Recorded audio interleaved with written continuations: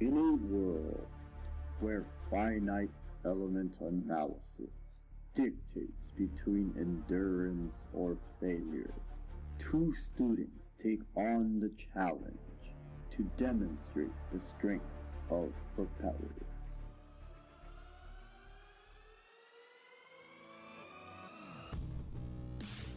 Hi, I'm Silvestre Pineda. And I'm Erick, Cruz. And today we will be talking about the finite element analysis of a boat propeller and the wind turbine rotor.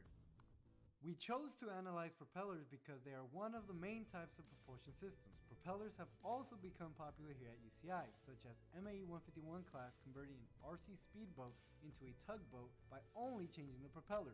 Also, MAE 117 and 118 discuss propellers used in wind turbines to convert wind power to electricity. Our analysis breaks down into three types of FEA: static structural analysis, which included bending loads, centrifugal loads, and acceleration loads. Then there was the modal analysis and fatigue analysis. For static structural bending of the boat propeller, the model was loaded perpendicular to the blade and rigidly fixed on the back of the hull.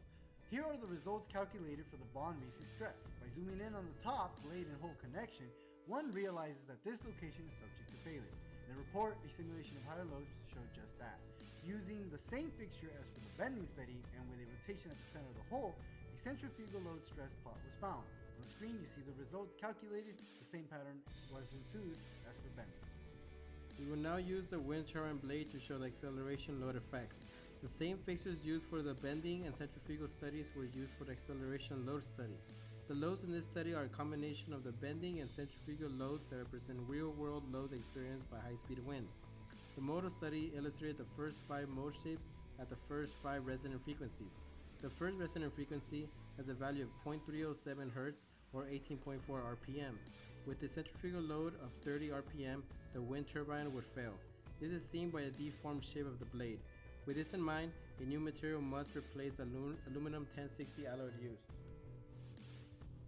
Lastly, for fatigue, the SN curves of the materials used on the propellers were plotted alongside the max stress encountered at a certain number of cycles to show possible future failures. Here you see the plot for brass used for the boat propeller. Since the max stress point was above the curve, it would lead to failure, therefore requiring a stronger material. To conclude this video, we saw static analysis, modal analysis, and fatigue analysis on a brass boat propeller and an aluminum 1060 alloy wind turbine blade. Both parts failed, therefore a design iteration was needed for each. Changing the material from brass to aluminum bronze allowed the boat propeller to pass all 3 studies. Replacing the aluminum 1060 alloy with a reinforced aluminum composite allowed the wind turbine blade to pass all as well. Once again, my name is Erick Cruz. And I'm Silvestre Pineda. Thanks for watching and hope you enjoyed this video.